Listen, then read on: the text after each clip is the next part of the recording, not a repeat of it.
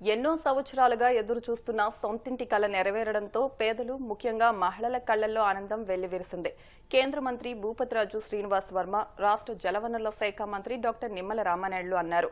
పాలకొల్లులో సోమవారం టిట్కో ఇళ్ల గృహప్రవేశాలు అట్టహాసంగా నిర్వహించారు.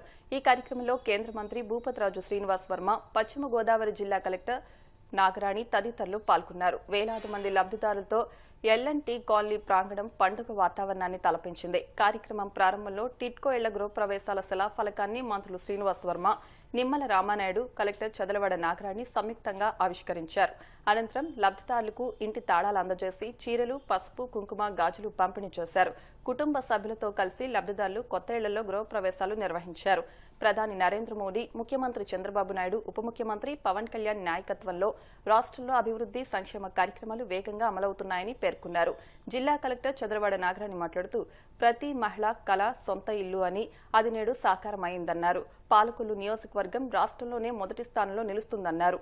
నేడు జిల్లా వ్యాప్తంగా 5,056 టిట్కో గృహాలను, 536 పీఎంఏవై గృహాలను లబ్ధిదారులకు అందజేయడం జరిగిందన్నారు. ఈ కార్యక్రమంలో నర్సాపురం ఆర్డీఓ దాసిరాజు, ఎంఆర్ఓ ఎడ్ల కిషోర్, మున్సిపల్ కమిషనర్ విజయ్ సారథి, కూటమి నాయకులు బోణం చిన్నబాబు, ఉన్నమట్ల కబద్ది, పెచ్చేటి బాబు, ఎరంశెట్టి పద్మారావు, గండేటి వెంకటేశ్వరరావు, కర్నేన రోజారమణి, గొట్టుముక్కల సూర్యనారాయణరాజు, మామిడిశెట్టి పెద్దిరాజు, పాముల రజనీ కుమార్, తుల రామలింగేశ్వరరావు, జక్కంపుడి కుమార్, మహ్మద్ జానీ, రమేష్ రాజు, కొల్లి కొండప్రసాద్, అల్లూరి పద్మ తదితరులు పాల్గొన్నారు.